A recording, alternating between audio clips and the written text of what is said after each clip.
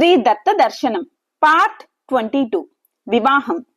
రాచరికపు గాంభీర్యంతోనూ కుదింపుతోనూ తన కథను వివరించి లోపల ఆలోచనలో పడి పైకి సన్నని మందస్మితం చేస్తూ ఉండిపోయాడు రాజకుమారుడు.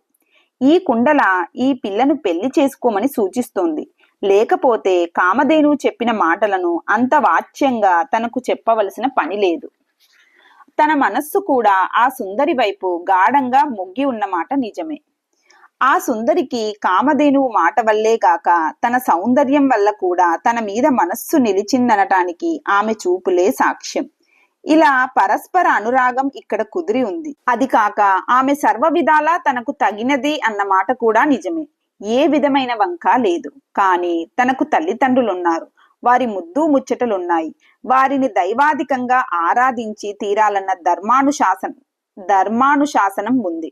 అవన్నీ మరిచి ప్రేమే తల్లిదండ్రుల కన్నా పరమ పవిత్రమైనదని, పెళ్ళాం మీద ప్రేమే పరమేశ్వర స్వరూపమని మతి తప్పి యుగల గీతాలు పాడే అల్లరి చిల్లరి యువకుడు కాదు ఋతుధ్వజుడు. లాలిత్యాన్ని ఔచిత్యాన్ని విడిచి కర్కశంగా ఉండే మోటువాడు కూడా కాదు. అందువల్ల ఈ ధర్మ సంకట స్థితిలో అతను జాగ్రత్తగా ఆలోచించవలసి వచ్చింది. ఇతనిలా ఆలోచనలో ఉండగా ఆ సుందరి మనస్థితి వేరుగా ఉంది. కామధేనువు చెప్పిన మాటలన్నీ సత్యమే. ఈ వచ్చినవాడు ఆ చెప్పినవాడని రుజువై, ఆ చెప్పినవాడు తనకు నచ్చిన వాడై, వాడి ఎదురుగానే తన కథంతా కుండల చెప్పేసరికి తాను పెళ్లి కూతురు, అతడు పెళ్లి కొడుకు అవటం ఆమె మనస్సులో ఖాయమైపోయి వల్లమాలిన సిగ్గు వచ్చి ఆమెను ముంచెత్తేసింది. దాంతో ఆమె అక్కడ నిలబడలేక లోపలికి పోబోయింది. కానీ కుండల ఆమె చేతిని పట్టి నిలిపి, ఎంత బేలవే నా తల్లి, ఇంత సాహసం చేసి మనల్ని రక్షించాలని ఆయన వస్తే ఆయనను గౌరవించి సత్కరించాల్సింది పోయి లోపలికి పోతానంటావేమిటి? ఆగు కొంచెం, నీ అదృష్టం పండింది. కామదేవు నువ్వు చెప్పిన మాటలు ఫలిస్తున్నాయి. కొంచెం ఓపిక పట్టు. ఈ విధమైన మాటలతో సంబాలించి రాజకుమారుడి వంక తిరిగి, అయ్యా, ఆపదలు పోగొడతానన్నారు కదా, ఇదిగో ఈ మా చెలిని గుర్రం మీద ఎక్కించుకొని తీసుకెళ్ళండి చాలు అన్నది. ఆమె మాటలలో రాజపడుచుల చెలికత్తెలలో ఉండే విలాసంగాక పెద్దరికం స్పష్టంగా కనబడుతోంది. ఋతుధ్వజుడు అనుకోనంత సూటిగా వచ్చిన ఈ చిక్కుకు కొంచెం తటపటాయించాడు. అతని సంకోచాన్ని గ్రహించింది కుండల.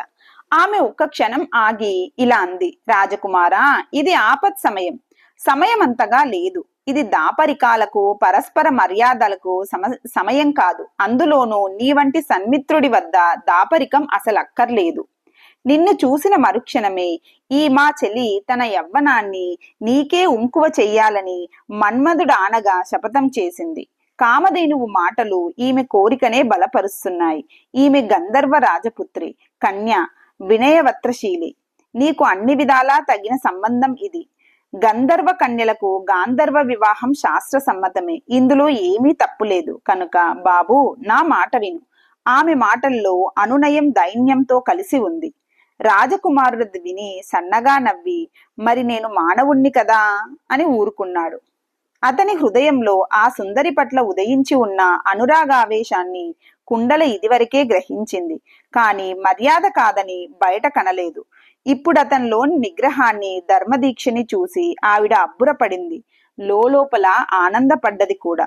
పైకి మాత్రం వ్యవహార సరళిగానే మాట్లాడసాగింది. అయితే సమంత్రకమైన వివాహమే జరగాలనా మీ అభిప్రాయం బాబు? అమ్మా, నేను తల్లిదండ్రుల స్వాధీనంలో ఉన్నవాడిని. వారి అనుమతి లేకుండా వివాహం చేసుకోవడం మానవ ధర్మం అంటావా? నువ్వు చెప్పు. ఓహో, అయితే పితృసములు కదా కులగురువులు. మరి మీ తుందిల యోగి గురుస్వాములు చెబితే సరిపోతుందా? ముందు ఆ మాటకు విస్తుపోయాడు రాజకుమారుడు. ఇదేమిటి, తుందిల యోగుల వారు ప్రక్క గదిలో కూర్చున్నట్లు మాట్లాడుతుంది? ఇదేమి ధైర్యం ఈవిడికి? అది కాక తమ కులగురువులు తుందిల స్వామి అని ఈవిడకెలా తెలుసు? ఆశ్చర్యంలోంచి పూర్తిగా తేరుకోకుండానే అవునన్నట్లు తల ఊపాడు. తల ఊపాక ఆమెనేదో ప్రశ్నిద్దామనుకున్నాడు. కానీ అంతలోనే ఆ కుండల కళ్ళు గట్టిగా మూసుకొని స్థిరంగా నిలబడి ధ్యానం చేస్తున్న దాని వలె ఉండిపోయింది. ఆ నిలబడ్డ తీరు, ఆ ప్రాణవాయువుల చలనాలు, ఆ నాడుల కదలికలు గమనించి ఆమె ఎవరో యోగ విశారద అయ్యుండాలని గ్రహించాడు ఋతుధ్వజుడు. అతడికి మళ్ళీ ఆశ్చర్యం అయ్యింది. ఇందాక ఈమె కళ్ళల్లో కాంతి చూచినప్పుడే అనుమానం వచ్చింది. ఇదేం చిత్రం! శరీరంలో అణువణువున విలాసరసం రంగరించుకొని ఉన్న సుందరి ఈ మదాలస. వారి జాతి కూడా విలాస నిలయమైన గంధర్వ జాతి. మరి ఈ యోగిని, ఈ విలాసవతికి పరిచారిక ఎలా అయ్యింది? చివరికి వయస్సులో కూడా ఈ సుందరి కన్నా ఈమె చాలా పెద్దదే. మరి ఈ సేవకత్వానికి ఎందుకు ఒప్పుకున్నట్లు? ఆ సుందరి ఇంతటి యోగిని చేత ఎందుకు సేవ చేయించుకుంటున్నట్లు? ఈ మదాలస సుందరిలో కూడా గూఢమైన ఏదో మహాయోగం లేదు కదా? అతను ఇలా ఆలోచిస్తూ ఉండగానే ఎదురుగా తుందిల యోగి సాక్షాత్కరించాడు. ఆయన చేతుల్లో వైవాహిత ప్రయోగార్హమైన సామాగ్రి అంతా సిద్ధంగా ఉంది. ఆయన్ను చూస్తూనే లేచి పాదాభివందనం చేశాడు ఋతుధ్వజుడు. ఆయన ఒక ప్రక్క రాజకుమారుణ్ణి ఆశీర్వదిస్తూనే మరో ప్రక్క అగ్నిని ఉద్భవింపచేసి, త్వరగా రావయ్యా పెళ్లి కొడుక అన్నాడు. రాజకుమారుడు మారు మాట్లాడకుండా వివాహానికి సమ్మతించాడు. మదాలస ఋతుధ్వజుల వివాహం అగ్ని సాక్షికంగా, మంత్రపూర్వకంగా, తుందిల యోగుల ఆచార్యత్వంలో శాస్త్రానుసారంగా జరిగింది. వెంటనే మరో మాటకు అవకాశం ఇయ్యకుండా తుందిల యోగి అంతర్ధానమయ్యాడు. వివాహం కాగానే కుండల మదాలసను కుండెకు హత్తుకొని ఆశీర్వదించి ఆ తర్వాత వధూవరులిద్దరికీ ధర్మాలు చెప్పింది. బాబూ, భార్యను ప్రీతితో భరించాలి భర్త. ఏ ఆపదలు రాకుండా రక్షించుకోవాలి. ఆవిడికి సంతోషం కలిగేలాగా మెలగాలి. భార్యకు అనుకూలంగా ఉంటేనే ధర్మార్థ కామాలు లభిస్తాయి భర్తకు. భార్య ఆనుకూల్యం లేకపోతే అందులో ఒక్కటి కూడా దక్కదు. దేవతా పూజ చెయ్యాలన్నా, అతిథుల్ని ఆరాధించాలన్నా, పితృదేవతల్ని అర్చించాలన్నా భార్య ప్రధాన సాధనం భర్తకి. ఈ విషయాన్ని భర్త ఎన్నడూ మర్చిపోరాదు. ఇక అమ్మాయి, భార్యకు మగని కంటే వేరే ధర్మమే లేదు. అర్ధ కామాలు కూడా భార్యకు భర్తే. అతనికి నువ్వు సాధనానివి, నీకతనే పురుషార్థము. ఇది సనాతన ధర్మం. కనుక బాబు, దంపతులిద్దరూ పరస్పరం వశులై ఉండాలి. ఆ పరస్పర పరాధీనత్వంలో ఆనందపడాలి. ఆ ఆనందంలో మనసులు ఏకం కావాలి బాబు. అలా మెలగండి. చివరికి ఆమె కళ్ళు చెమర్చినవి. ఆమె మరొక్కసారి మదాలసను కౌగిలించుకొని, తల్లి, నేనిక తపస్సుకి పోతాను, నాకు అనుమతి ఇయ్యి అని చెప్పి శాస్త్ర నయనాలతో మదాలస తల పెంకించగా అక్కడే అదృశ్యమయ్యింది. వలచిన జగదేక సుందరి భార్యగా దక్కిన కొత్తల్లో భూమండల చక్రవర్తి అయిన వారికి ఎంత ఆనందంగా ఉంటుందో మనలాంటి సామాన్యులం ఊహించలేము. దాన్ని మానుషానందం అంటారు. ఇప్పుడు ఆ ఆనందంలో ఉన్నాడు ఋతుధ్వజుడు. ఆ ఉత్సాహంతోనే కొత్త భార్యకు చేయూతనిచ్చి తన కువలయం మీదికి ఎక్కించాడు. తరువాత తాను గుర్రం ఎక్కుతున్నంతలో భవనం చుట్టూ పెద్ద కోలాహలం వినిపించింది. విజయం.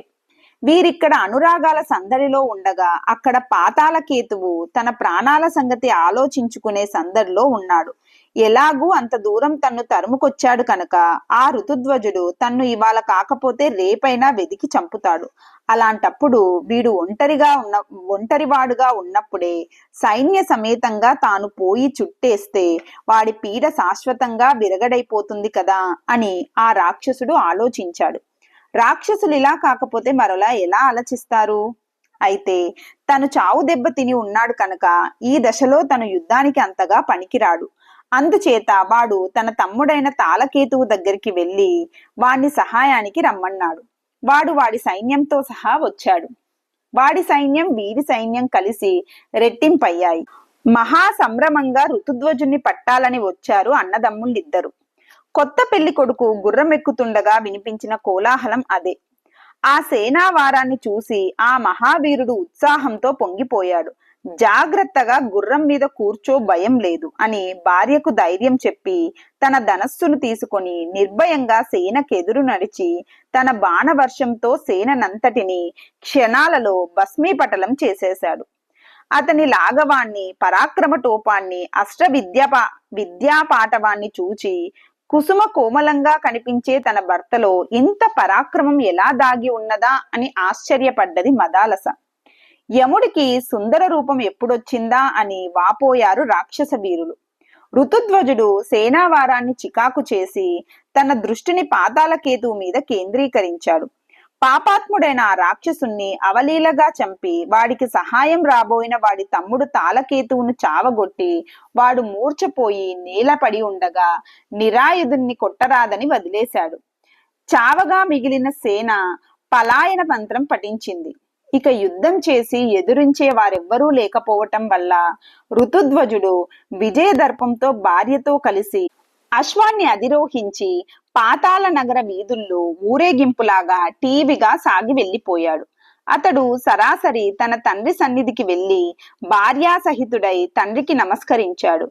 తుందుల యోగి వల్ల కుమారుడి వివాహ వృత్తాంతాన్ని అంతకు ముందే విని కొడుకు కోడళ్లకై ఎదురు చూస్తున్న తల్లిదండ్రులు విజయలక్ష్మిని గృహలక్ష్మిని కూడా వెంట పెట్టుకుని వచ్చిన కొడుకుని అధికంగా ఆదరించారు. జగదేక సుందరి అయిన కోడల్ని చూసి వారు మురిసిపోయారు. శత్రుజిత్తు మహావైభవంగా రాజ్యమంతా మహోత్సవాలు జరిపించాడు. ఋతుధ్వజుడి కీర్తి రాజ్యంలో బాగా వ్యాపించి నిజంగా జనులంతా అతన్ని కువలయాశ్వుడని పిలవసాగారు. మదాలస ఋతుధ్వజులు తమ ఇద్దరిది ప్రత్యేక లోకం అన్నట్లు చాలా కాలం భోగాల్లో క్రీడించారు. ఆ దంపతుల పరస్పర అనుకూల్యము అనురాగము అనన్యమని అంతఃపురంలోని వారంతా కీర్తిస్తూ ఉండేవారు. ఋతుధ్వజుడికి సహజంగానే తన మిత్రులతో క్రీడలు తగ్గిపోయాయి. కానీ అతడు మిత్రుల్ని మైత్రిని మాత్రం మర్చిపోలేదు.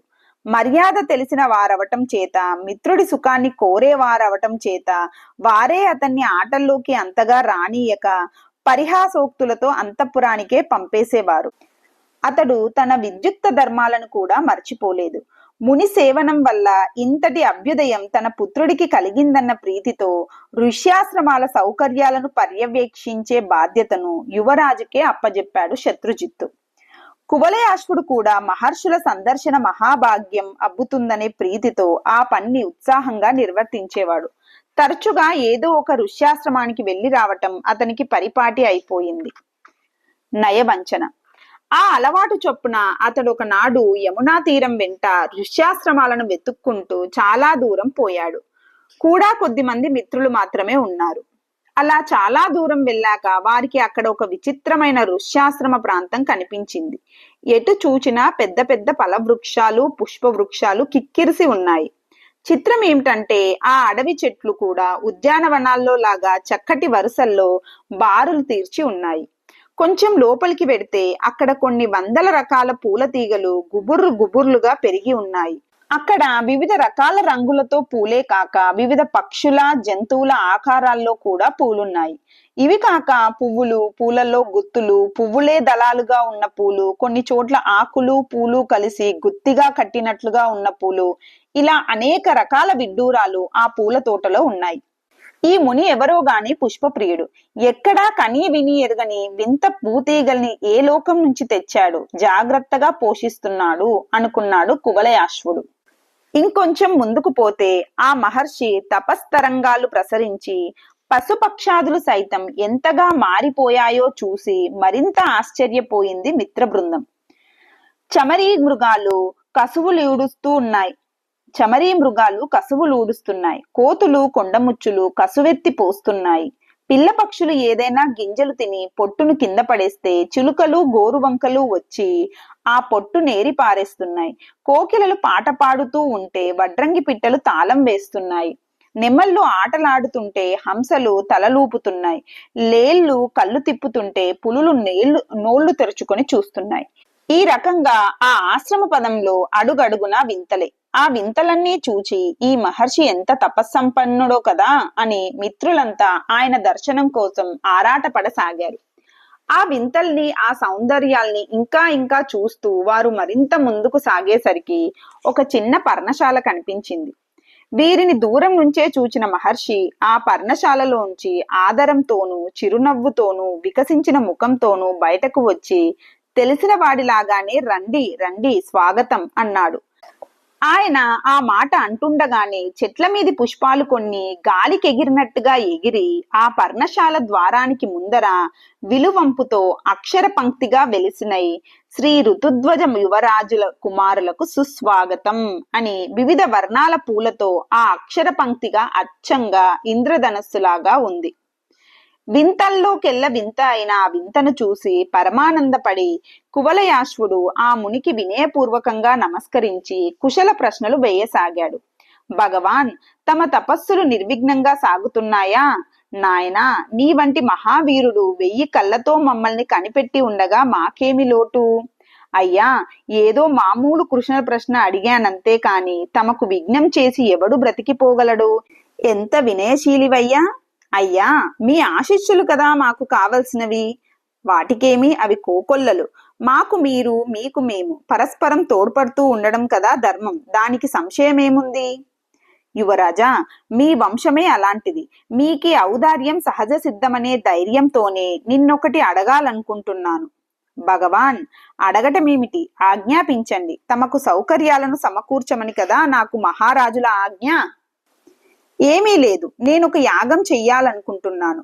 చాలా కాలం నుంచి. యాగం చిన్నదే కాని దక్షిణ భాగంగా ధనం ఇవ్వాలి ఋత్విక్కులకి.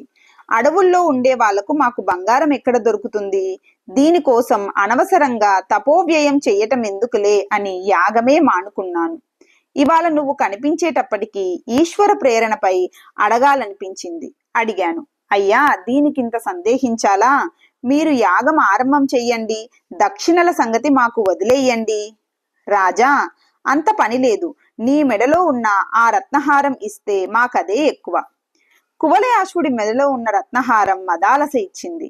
అందువల్ల దాన్ని అతి ప్రీతితో ధరిస్తూ ఉంటాడతను. అయినా ముని కార్యార్థం కనుక ఏ మాత్రమూ జంకకుండా ఆ హారాన్ని తీసి ముని చేతుల్లో పెట్టి నమస్కరించాడతను. ముని ముఖం చాలా వికసించింది. దాన్ని మెల్లో వేసుకుని వర్తస్వ శతం జీవ అని అధికోత్సాహంతో దీవించాడు. ఆ తర్వాత ఒక్క క్షణం ఆగి, నాయనా, మిత్ర సహితంగా నువ్వు కాసేపు నా ఆశ్రమంలో విశ్రమించు. నేను వరుణ ధ్యానం చేయవలసిన సమయం మించిపోతోంది. ఇప్పుడే వచ్చేస్తాను. వెళ్ళబోకు అని చెబుతూనే మహర్షి లేచి యమునకేసి గబగబా నడిచారు. ఆ ముని యమునలో మునిగి అంతర్ధానమై మరుక్షణంలో శత్రుజిత్ చక్రవర్తి అంతఃపురం ముంగిట వెలిశాడు. వచ్చిన మహర్షిని చూసి ద్వారపాలకులు సత్కరించి మహారాజు దగ్గరికి తీసుకెళ్లారు. మహర్షిని చూసి రాజు ససంభ్రముడై అర్ఘ్యపాద్యాదులను తెప్పించబోయాడు. ఏడుపు ఎగదోసుకొస్తున్న ముఖంతో మహర్షి, మహారాజా, ఆపత్ సమయంలో ఈ మర్యాదలెందుకు? నేను పాపినయ్యా, నా కర్మం కాలింది. ఇలా అశుభవార్త మోసుకురావలసి వచ్చింది అన్నాడు. మహర్షి బోలా మనిషిలాగా ఉన్నాడు. బడబడా మాట్లాడుతున్నాడు. రాజుకు మహర్షి మాటలు విన్నా కొద్దీ ఏమి దుర్వార్త చెబుతాడో అని భయం వేయసాగింది. నాకే నోరు రావటం లేదు. రాలేదని చెప్పటం మానితే కూడా అసత్య దోషం అంటుకుంటుంది నాకు. రాజా, నీ భార్యని, నీ కోడల్ని కూడా రప్పించు. అందరూ వినవలసిన వాళ్లే. మహర్షి మళ్ళీ ఏడ్చినంత పని చేశాడు. క్షణాల్లో మహారాణి కోడలు వచ్చారు. మహారాజు గాంభీర్యంతో భయాన్ని అణుచుకొని, మునీంద్ర, అసలు విషయం చెప్పండి అన్నాడు. అయ్యా, చెప్పేందుకేముంది? యమునా తీరవాసిని నేను. ఇవాళ మీ అబ్బాయి ఋషిసేవ కోసం మా ఆశ్రమానికి వచ్చాడు. ఆ ప్రాంతాలకు వచ్చేసరికి వాడెవడో పరమ పాపాత్ముడు తాళకేతువట, మహారాక్షసుడట, హఠాత్తుగా ఎదురు వచ్చి పెను చీకటిని కల్పించి ఆ చీకట్లో, అయ్యో ఎలా చెప్పను మహారాజా, యువరాజును శూలంతో పొడిచి పారిపోయాడు. పోతూ పోతూ ఆ గుర్రాన్ని ఎత్తుకుపోయాడు. మాకు జరిగిందేమిటో తెలిసేసరికి కొంత సమయం పట్టింది. అప్పటికీ చీకటి తొలగిపోయింది. కానీ అప్పటికే పరిస్థితి చెయ్యి దాటిపోయింది. కొన ప్రాణంతో ఉన్న యువరాజు దగ్గరకు పరిగెత్తుకెళ్లాను నేను వెళ్ళేటప్పటికా మహావీరుడు, రాజా, ఏం చెప్పను, మదాలస మదాలస అంటూ నేల మీద గిలగిలా కొట్టుకుంటున్నాడు. నన్ను చూడగానే అంత బాధలోనూ నమస్కరించాడయ్యా, నమస్కరించాడు. ఆ చివరి క్షణాల్లో ఈ హారం నా చేతుల్లో పెట్టి, ఇది మదాలసకివ్వండి అన్నాడు. రాజా, ఇదే ఆ తండ్రి చివరి మాట. కన్న తండ్రివి నువ్వు రాజా, చంపిన తండ్రిని నేనయ్యాను. ఆ శవానికి అక్కడే శూద్ర తాపసులు సంస్కారం చేసేశారు. అమ్మా మదాలస, ఇదిగో నీ భర్త నీకు చూపిన ఆలంబనం. ఇదేనమ్మా, ఇదే. ఇక నేను మీ దుఃఖాన్ని చూడలేను అని దుఃఖ వేగంతో బోరున ఏడుస్తూ ఆ హారాన్ని నేల మీద పెట్టి వెళ్ళిపోయాడు ముని. మదాలస హారాన్ని తీసుకుంటుందనుకున్నారంతా. కాని ఆవిడ కదల్లేదు. కొంతసేపు ఎవరి దుఃఖంలో వారుండి ఆవిడ సంగతి ఎవరూ పట్టించుకోలేదు. కాని కొంతసేపు అయ్యాక అనుమానం వచ్చి కదిపి చూశారు. ఆవిడ మరణించి ఉంది. అందరూ గొల్లుమన్నారు. ఇక చెప్పేదేముంది, గోరు చుట్టు మీద రోకటి పోటన్నట్టుంది పరిస్థితి. రాజుకి రాణికి వార్ధక్యంలో తిప్పుకోలేని దెబ్బ వచ్చింది. కొడుకు శవమైనా దక్కలేదు రాజుకి. కోడలి శవానికి తానే సంస్కారం చెయ్యవలసి వచ్చింది. ఆ దుఃఖం ఎలాంటిదో హృదయం ఉన్న వారెవరైనా ఊహించుకోగలరు. రాజ్యమంతా మహా దుఃఖంలో మునిగిపోయినట్టయింది. అక్కడ ఆ ముని యమునలోంచి పైకి లేచాడు. అంతలో ఆ మహర్షి ఆకారం ఒక ఘోర రాక్షసుడిగా మారిపోయింది.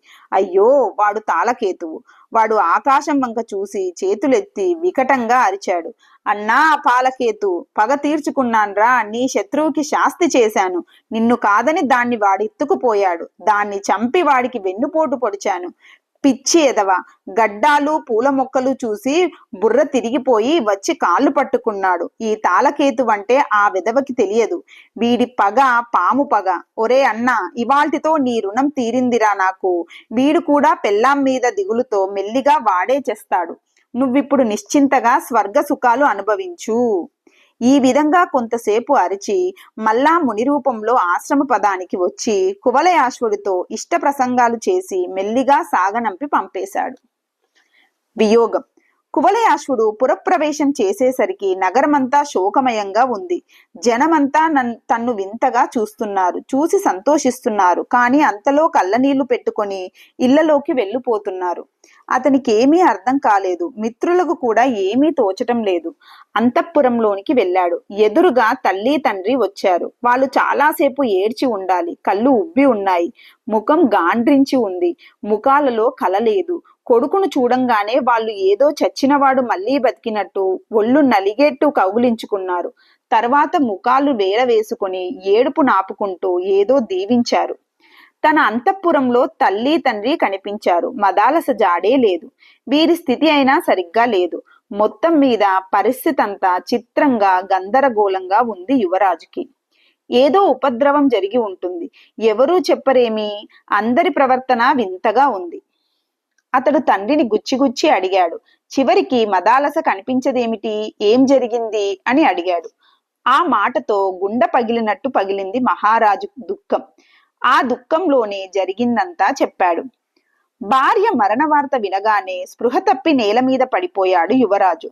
రాజవైద్యులు వచ్చి విశ్వ ప్రయత్నం చేసి అతనికి ఎలాగో ఒకలా స్పృహ తెప్పించగలిగారు. కానీ అతన్ని ఓదార్చగలిగే వారెవరు? అతనికి లోకమంతా నిస్సారంగాను దుఃఖమయంగాను కనిపించింది. ఆ భార్యను తలుచుకున్నా కొద్దీ అతనికి దుఃఖం పొంగెత్తుకొచ్చింది. ఆమె నేను మరణించానని వినగానే ప్రాణాలు వదిలేసింది. నేనేమో ఆమె మరణించిందని నిశ్చయంగా తెలిసి కూడా బ్రతికే ఉన్నాను. చీచి, అనురాగంలో ఆమెకు నాకు ఎంత భేదం అని అతను కుమిలిపోసాగాడు. ఆ దుఃఖంలో పడి తను ఏం చెయ్యాలో తోచేది కాదతనికి. ఏడుద్దామన్నా వీలులేని రాజు జన్మ నాది. ఆమెకు అంకితంగా ఈ ప్రాణాలు అర్పిద్దామంటే ఈ శరీరము ప్రాణము తండ్రి సొమ్ము. నాకు స్వాతంత్రం ఎక్కడుంది? నేను అడవుల్లోకి పోయి తపస్సు చేసుకోవడం మంచిది. ఆమె లేని ఈ లోకానికి అడవికి తేడా ఏమిటి నాకు? కాని అమ్మా నాన్న నన్ను కదలనీయరే. ఇక్కడే ఉండి అన్నీ వదిలి సన్యాసిగా ఉందామంటే లోకులు నవ్వుతారు. ఇది పెళ్ళాం పిచ్చి అని. ఇక ఏం చెయ్యను? ఏం చేసి నాకు ప్రాణాలే బలిపెట్టిన ఆ ప్రాణేశ్వరికి రుణం తీర్చుకోను? ఒకటే మార్గం కనిపిస్తుంది. ఇక నేను స్త్రీ సౌఖ్యాన్ని పరిహరించేస్తాను. ఈ పాడు రాచపుట్టకకి అది కూడా అంత తేలిక కాదు. 1000 బలవంతాలు, 1000 ప్రలోభాలు, మళ్ళీ పెళ్లాడేదాకా ప్రాణాలు పీక్కు తింటారు.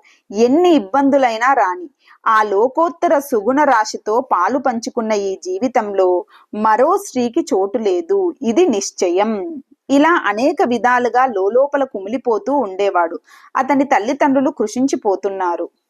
కర్మలు జరిగిపోతున్నాయి. మహారాజు కడుపు కోత కన్నా అధికంగా విలపిస్తూ కర్మలు పూర్తి చేశాడు.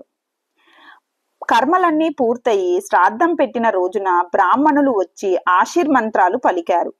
ఆ సమయంలో కరుడు కట్టుకొని ఉన్న గాంభీర్యమంతా అగ్నిపర్వతంలాగా పగిలి చూసే పరాయి వారు కూడా బోరున ఏడ్చేలాగా వలవలా ఏడ్చాడు యువరాజు. అతని వెన్ను మీద చెయ్యి వేసి నిమిరి ఓదార్చేందుకు కూడా ఎవరికీ మతి పని చెయ్యలేదు. ఏడ్చి ఏడ్చి చివరికి అతనే తగ్గాడు. తగ్గి వీరావేశం వంటి ఆవేశంతో మనిషి ఊగిపోతూ చెయ్యి పైకెత్తి, అయ్యా వినండి, అంతా వినండి, నాకీ శరీరం ఉన్నంత వరకు ఆ మదాలస ఒక్కతే భార్య, ఇక వేరే భార్యను గ్రహించను, వేరే స్త్రీని స్పృశించను, ఇది నా సత్య ప్రతిజ్ఞ అని బిగ్గరగా అరిచాడు. ఎవరికీ ఏమంటానికి పాలు పోలేదు. రోజులు గడిచిపోతున్నాయి. ఎవరు మాత్రం ఎన్నాళ్ళు ఏడవగలరు? శవం ఎదురుగుండా ఉన్నంత వరకు బోరు బోరున ఏడుస్తారు. ఆ తర్వాత కొన్నాళ్ళు వెక్కి వెక్కి ఏడుస్తారు. అక్కడితో ఏడుపు అయిపోతుంది చాలా మందికి. కానీ కొందరికి జన్మంతా కుల్లి కుల్లి ఏడుస్తూ బ్రతకాల్సిన రాత పడుతుంది. కువలయాశ్వుడికి కూడా ఆ రాత పట్టింది.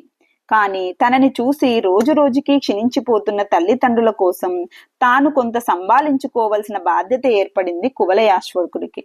అతనికి మొదటి నుంచి మిత్ర సంపద సమృద్ధిగానే ఉంది. ఈ ఆపత్కాలంలో వారంతా ఈ ఆపద తమదే అయినట్టు ఇతనితో పాటే దుఃఖాన్ని పంచుకుంటూ ఇతన్ని వినోదింప చేయటానికి సాయశక్తులా ప్రయత్నిస్తున్నారు.